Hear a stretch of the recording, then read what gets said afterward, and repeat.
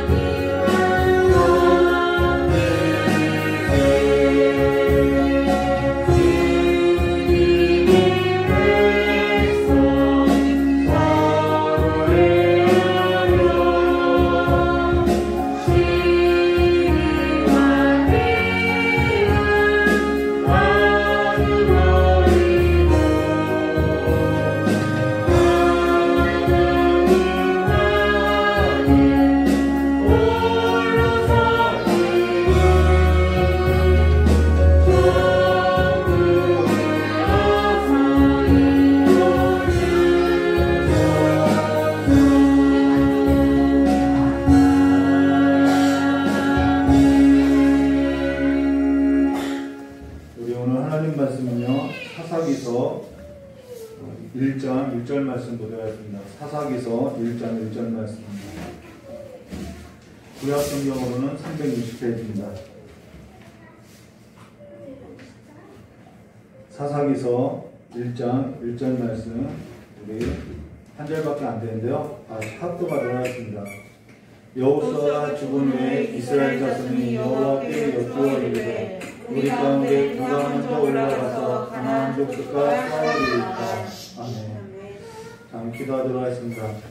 참 좋으신 하나님 아버지, 이 시간에 하나님께서 이 예배를 받아주시었고 하나님께서 우리의 삶 가운데 임재해 주시고 하나님께서 우리의 삶에 주가 되어 주시고 왕이 되어 주셔서 우리가 하나님을 경배하는 귀한 거룩한 백성으로서 살아갈 수 있는데 부족함이 없도록 주의 영으로서 충만하게 해주시었고 이 시간에 북중의 태아부터 아버지와 작년에 이르기까지 아버지 앞에 나왔사오니 모든 자가 다 하나님의 영으로 말미암아 하나님을 경배하는 귀한 예배가 되게 하여 주시길 간절히 원하오며 되어주신 예수님의 이름으로 축복하며 기도드리옵나이다.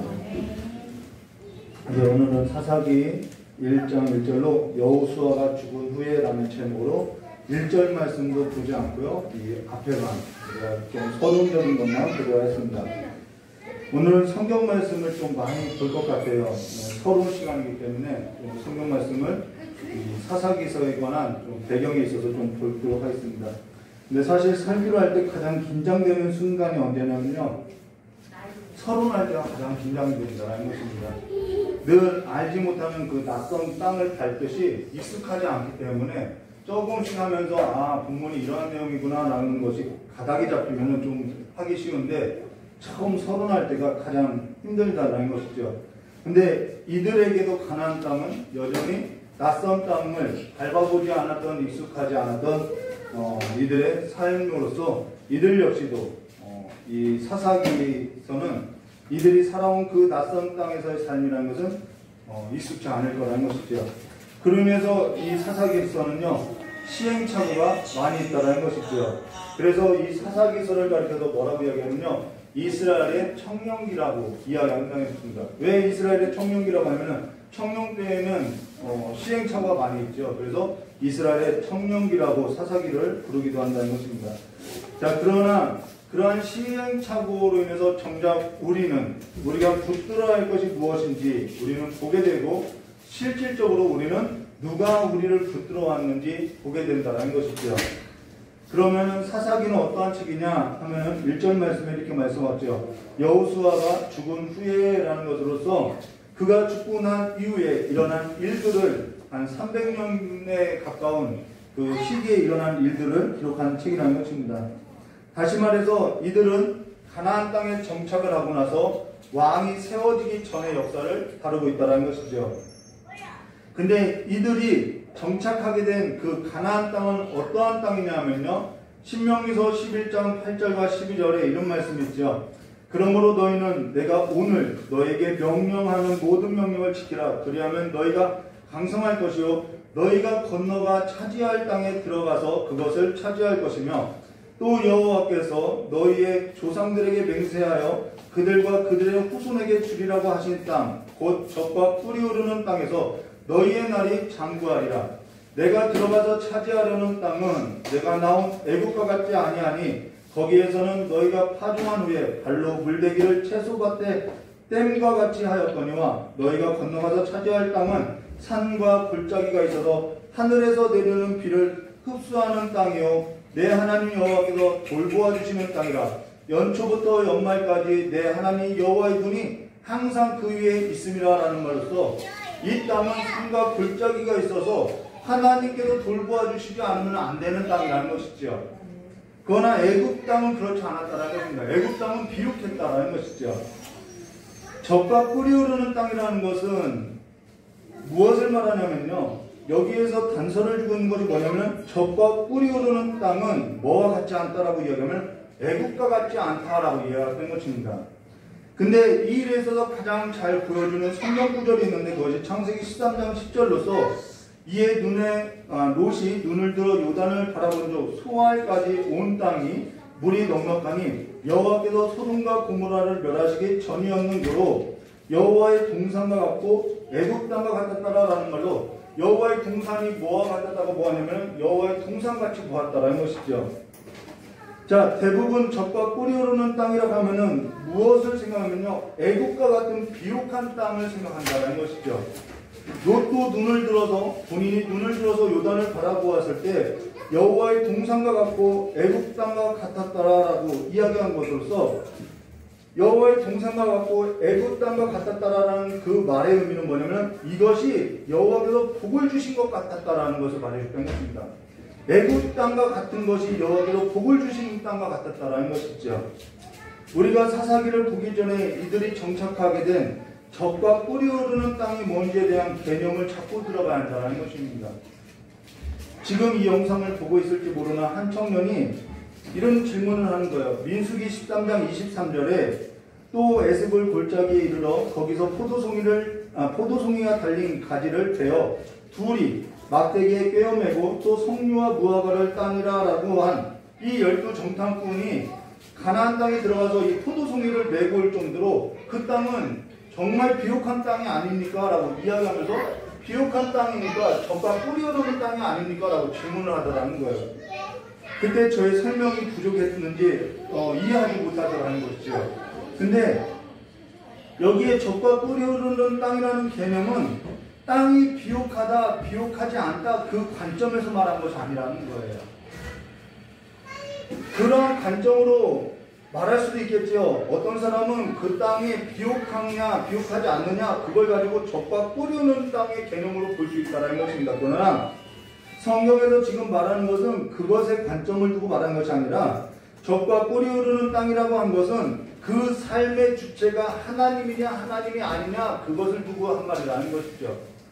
젖과 꿀이 흐르는 땅은 그 가나안 땅의 삶의 그 기반은 하나님께서 항상 돌보아 주시는 것으로서 너의 삶의 주체가 하나님이 되었느냐 하나님이 되지 않았느냐 그것에 관한 질문이었다는 것입니다. 그러면서 이것은 비옥하냐 비옥하지 않느냐 그 관점이 아니라는 거예요.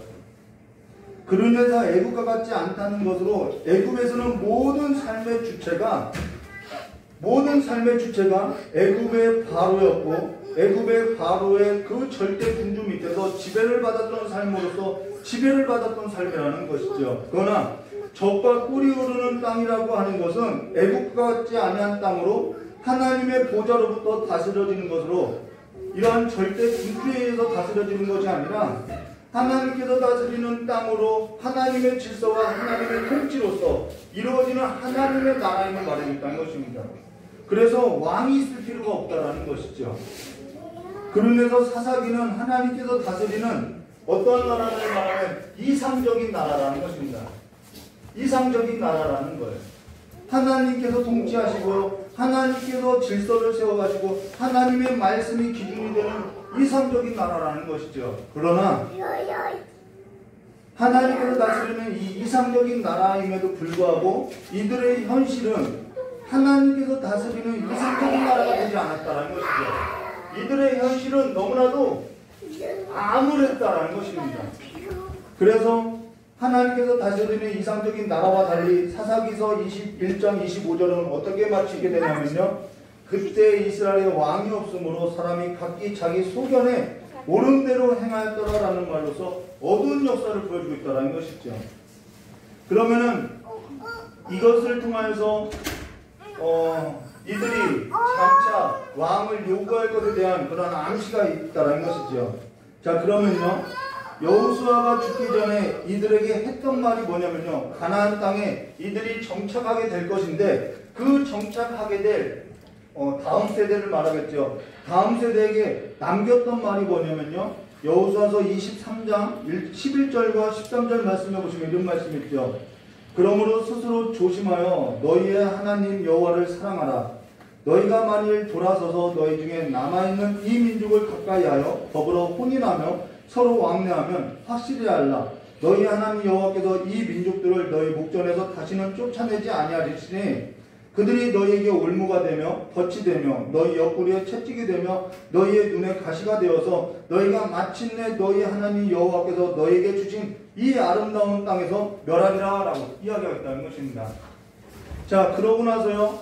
그럴 만한 이유에 있어서 이야기하는데 이 여호수아가 죽기 전에 또 뭐라고 이야기하면요. 여호수아서 24장 2절과 5절에 여호수아가 모든 백성에게 이르되 이스라엘의 하나님 여호와께서 이같이 말씀하시기를 옛적에 너희 조상들 곧 아브라함의 아버지 나홀의 아버지 데라가 강 저쪽에 거주하여 다른 신들을 섬겼으나 내가 너희의 조상 아브라함을 강 저쪽에서 이끌어내어 가나안 온 땅을 두루 행하게 하고 그의 씨를 번성하게 하려고 그에게 이삭을 주었으며 이삭에게는 야곱과 에서를 주었고 에서에게서는 세일산을 소유로 주었거니와 야곱과 그의 자손들은 애굽으로 내려갔으므로 내가 모세와 아론을 보내었고 또 애굽에 재앙을 내렸나니 곧 내가 그들 가운데 행한 것과 같이 후에는 너희를 인도하여 내었느니라 라고. 지금 이 말이 무슨 말이면요, 이 모든 일을 누가 했다고 이야기하면 하나님이 했다라는 것이죠. 이 일을 지금 하나님이 했다라는 것을 말해줬다는 것입니다. 너희 조상 아브라함이 그 아브라함의 아버지 데라가 강 저쪽에서 다른 신을 섬겼을 때 내가 아브라함을 이끌어냈고 내가 그에게 약속했고 그 약속의 자손 가운데서 야곱과 에서가 났는데 야곱은 애굽으로 내려갔는데 내가 모세와 아론을 보내어서 애굽에 재앙을 내렸고 내가 그들을 이끌어냈다. 내가 인도했다. 이 말을 하고 있다는 거죠. 삶의 주체가 누구인지를 말하고 있냐면은 삶의 주체가 하나님이라는 것을 말해주고 있는 것이죠. 그러고 나서 다음 절에도 뭐라고 이야기하면 6절과 7절에 내가 너희 조상들을 애굽에서 인도하여 바다에 이르게 한즉 애굽 사람들이 병과 마병을 거느리고 너희 조상들을 홍해까지 쫓아오므로 너희의 조상들이 나 여호와께 부르짖기로 내가 너희와 애굽 사람들 사이에 흑암을 두고 바다를 이끌어 그들을 덮었나니 내가 애굽에서 행한 일을 너희의 눈에 보았고 또 너희가 많은 날에 광야에 거주하느냐라는 것으로 지금 광야에 거주하게 하시니 또 누구냐면 하나님이라고 말하고 있다는 것입니다. 전에 이들의 조상이 강 건너편에 섬겼던 우상들이 이 모든 일을 했는지 아니면 이들이 애굽의 바로 밑에서 노예로 살면서 애굽의 신들을 섬겼을 때 애굽의 바로와 애굽의 모든 신들이 이 모든 일을 했는지 지금 묻고 있다는 것이죠. 여호수아가 죽기 전에 여호수아서 24장 1절부터 13절에만 내가라는 단어가 무려 12번이나 반복해서 강조하고 있던 것으로 내가 행했음을 말해주고 있다는 것입니다. 그러면서 여호수아서 24장 11절과 14절에 그러므로 이제는 여호와를 경외하며 온전함과 진실함으로 그를 섬기라. 너희의 조상들이 강 저쪽 애굽에서 섬기던 신들을 치워버리고 여호와만 섬기라.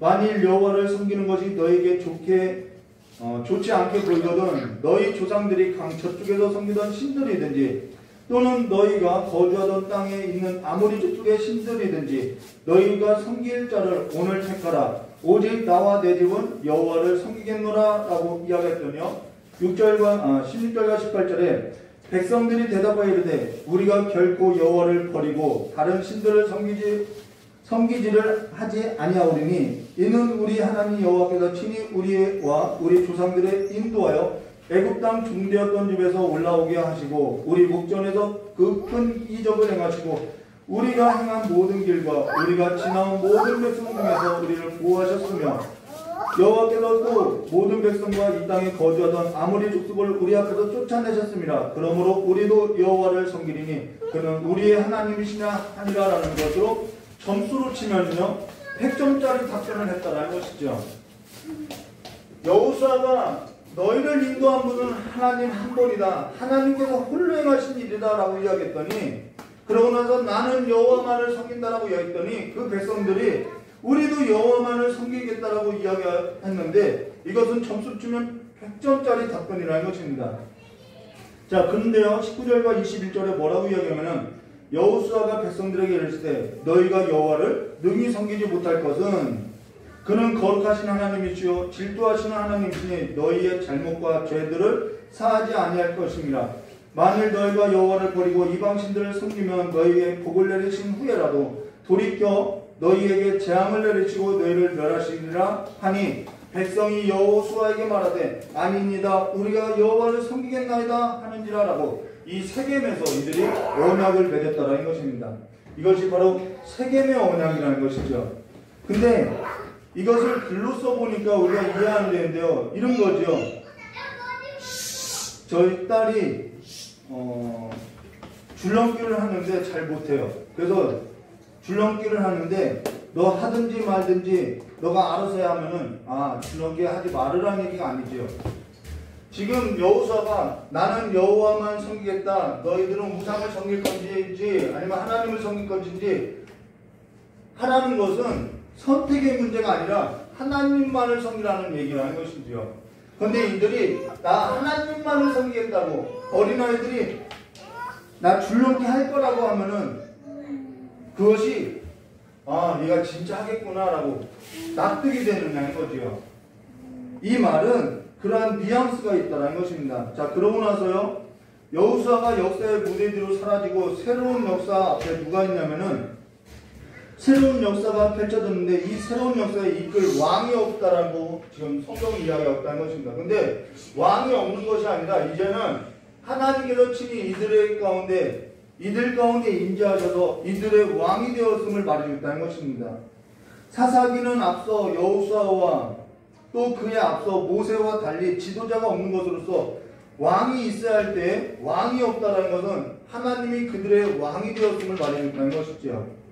그러면서 사사라는 것은 상시 지도자가 아니라 다급할 때만 하나님께서 부르시는 것으로서 상시 지도자가 있는 중앙 집권 체제가 아니라 각 지파대로 살다가 위기가 있을 때만 하나님께서 사사를 세운 것으로서 사사기서 2장 16절과 17절에 여호와께서 사사들을 세우시사 노략자의 손에서 그들을 구원하게 하셨으나 그들이 그 사사들에게 순종하지 아니하고 오히려 다른 신들을 따라 음행하며 그들에게 절하고 여호와의 명령을 순종하던 그들의 조상들의 행하던 길에서 속히 치우쳐 떠나서 그와 같이 행하지 아니하더라라는 여기서 사사라는 이 사사에서 유래되어서 사사기라고 했다는 것입니다.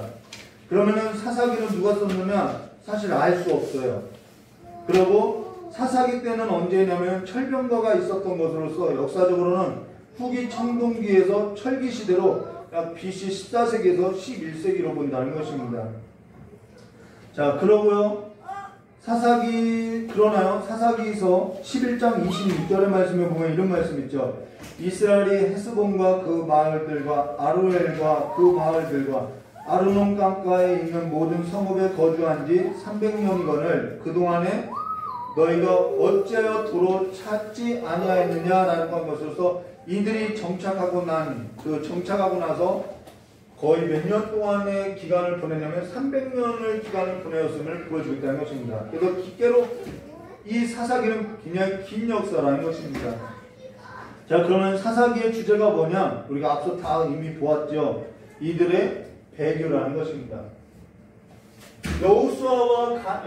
여호수아가 죽기 전에 이들은 세겜에서 가나안 땅에 정착하기 전에 하나님만을 섬길 거라고 세겜에서 언약을 맺었는데 이들은 그렇지 못했다라는 것이죠. 이들의 배교가 바로 사사기의 주제라는 것입니다. 앞서 여호수아가 죽기 전에 했던 설교의 주제가 이 모든 일은 하나님 홀로 행하신 일이라고 하며 이들은 세겜에서 하나님만을 섬길 것을 언약했는데 사사기는 이들의 배교를 보여주고 있다는 것이죠. 적과 꿀이 흐르는 땅이라는 것은 삶의 주체가 하나님이라는 것입니다. 하나님께서 홀로 이들을 이끌었고 이들의 조상들을 불러내었고 하나님께서 이들을 인도했다는 것이죠. 애굽의 바로와 애굽의 모든 신들로부터 이들을 던졌고 모세를 세운 것도 하나님이시며 여호수아를 세운 것도 하나님이시며 지금 그 하나님께서는 이들 가운데 친히 함께하고 있다는 것입니다. 이것이 내 삶 안에 깊숙이 들어와 있어야 한다는 거예요. 나를 기르신 것이 하나님이고 나를 여기까지 인도하신 것이 하나님이라는 그 삶의 믿음이 내 삶 안에 깊숙이 들어와 있어야 한다는 것입니다. 홍해를 지날 때 마른 땅을 만드신 것도 모세가 아니라 하나님이시며 양식이 없을 때 하늘에서 양식을 내린 것도 모세가 아니라 하나님이시며 물이 없을 때 부르짖을 때 반석을 쳐서 물을 낸 것도 하나님이시며 여호수아를 부르시고 여호수아를 세워서 요단을 건너서 여리고성을 무너뜨리고 아이성을 함락시키고 그 모든 것을 정복했던 그 모든 과정이 다 하나님께서 행하신 일이라는 것입니다. 여호수아도 마찬가지로 모세도 이들에게 한 말이 뭐냐면요, 여호수아가 하나님이 하셨다, 이 일은 하나님이 하셨다라고 이야기하고 있는데, 모세도 여호수아와 마찬가지로 한 말이 뭐냐면 이 말이죠. 신명기서 7장 1절과 10절의 말씀으로 좀 구문이 길지만요, 내 하나님 여호와께서 너를 인도하사 내가 가서 차지할 땅으로 들이시고 내 앞에 여러 민족, 헷 족속과 기르가스 족속과 아모리 족속과 가나안 족속과 브리스 족속과 휘 족속과 여부스 족속과 곧 너보다 많고 힘이 센 일곱 족속을 쫓아내실 때에 내 하나님 여호와께서 그들을 내게 넘겨 내게 치게 하시리니 그때 너는 그들을 진멸할 것이라. 그들과 어떤 언약도 하지 말 것이요 그들을 불쌍히 여기지 말 것이며 또 그들과 혼인하지 말지니 내 딸을 그들의 아들에게 주지 말 것이요 그들의 딸도 내 며느리로 삼지 말 것은 그가 내 아들을 유혹하여 그가 여호와를 떠나고 다른 신을 섬기게 하므로 여호와께서 너희에게 진노하사 갑자기 너희를 멸하실 것입니다. 오직 너희가 그들에게 행할 것은 이러하니 그들의 제단을 헐며 주상을 깨뜨리며 아세라 목상을 찍으며 조각한 우상들을 불사를 것이니라 라고 이야기한 것으로서, 이들에게 이렇게 이야기한 것은 무엇이 있었냐면은 가나안 땅에 다른 신을 섬기는 그 우상의 문화에서도 물들지 말고 여호와를 섬기게 하게 하고자 이렇게 했다는 것이죠. 가나안 땅이라는 것은, 그 땅에 정착한 그 삶이라는 것은 하나님이 내 삶에 정말 주인으로서 깊이 들어온 삶을 말해주고 있다는 것입니다. 그게 젖과 꿀이 흐르는 삶이라는 거예요.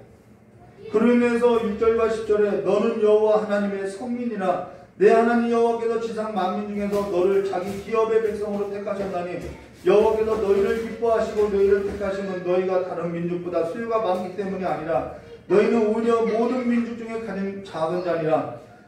여호와께서 다만 너희를 사랑하심으로 말미암아 또는 너희 조상들이 하신 맹세를 지키려 하심으로 말미암아 자기 권능의 손으로 인도하여 내시고 너희를 그 종되었던 집에서 애굽 왕 바로의 손에서 속량하셨나니 그런즉 너는 알라. 오직 내 하나님 여호와는 하나님이시요 신실하신 하나님이시라. 그를 사랑하고 그의 계명을 지키는 자에게는 천대까지 그 언약을 이행하시며 인애를 베푸시되 그를 미워하는 자에게는 당장에 보응하여 멸하시나니 여호와는 자기를 미워하는 자에게 지체하지 아니하고 당장에 그에게 보응하시리라라고 한 것으로서, 여호와를 미워하는 것이 뭐냐면 다른 신을 섬기는 것이 미워하는 거라는 것입니다.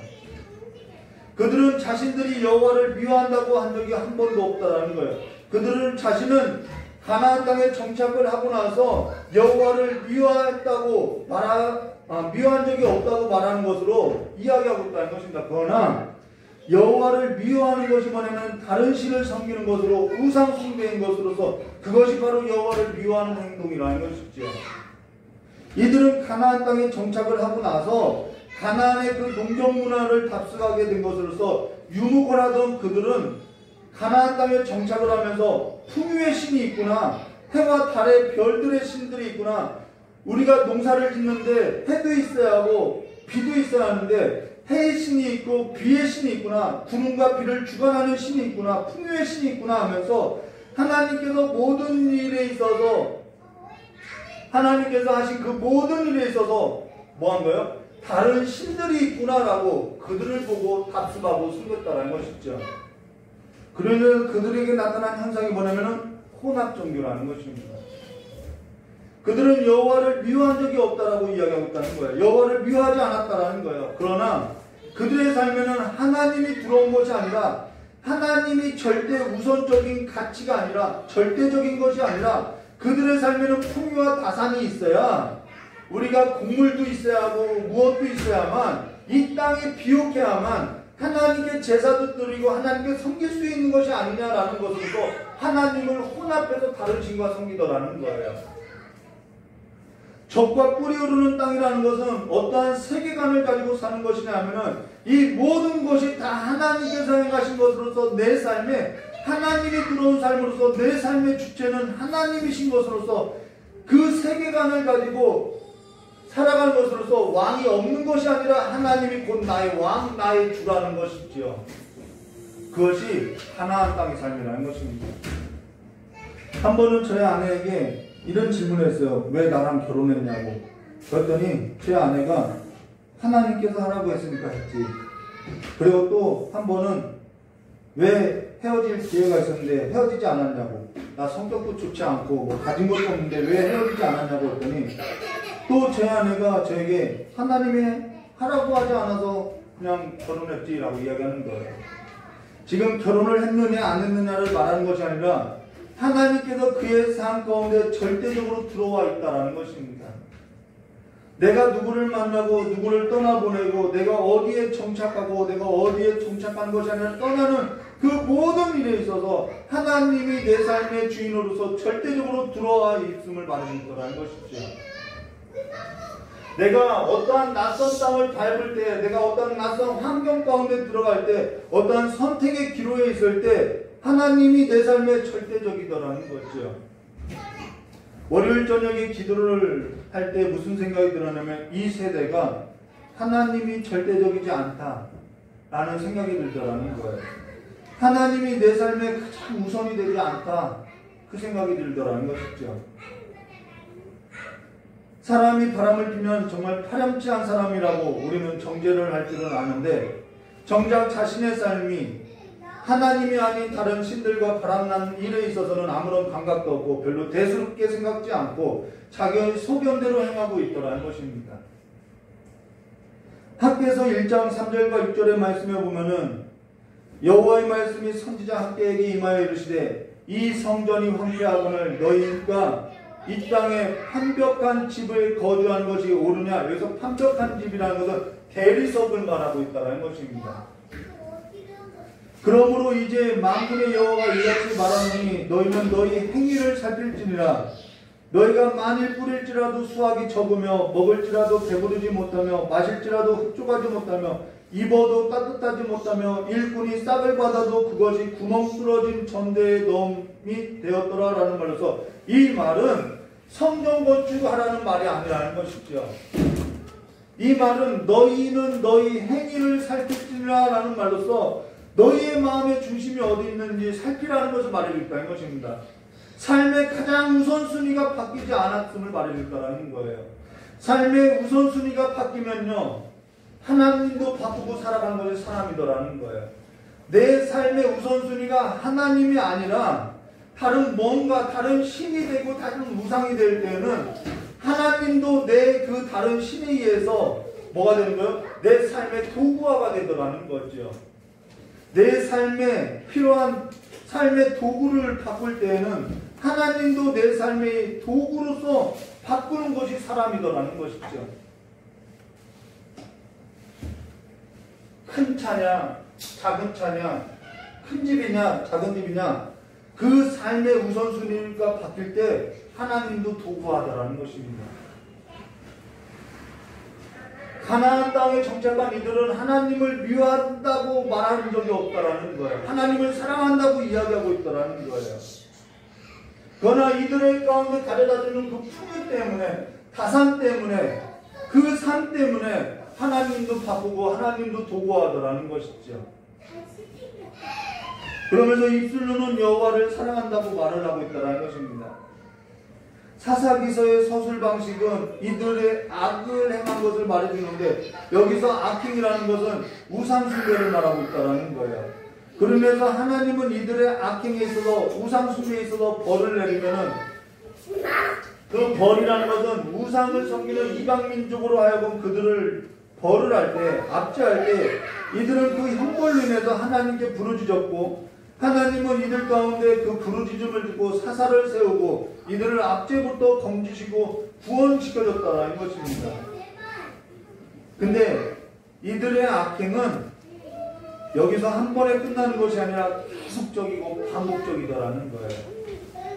이들의 악행은 계속적이고 반복적인 것으로서 계속해서 하향곡성을 따라서 이전보다 더 멸망으로 가더라는 것이죠.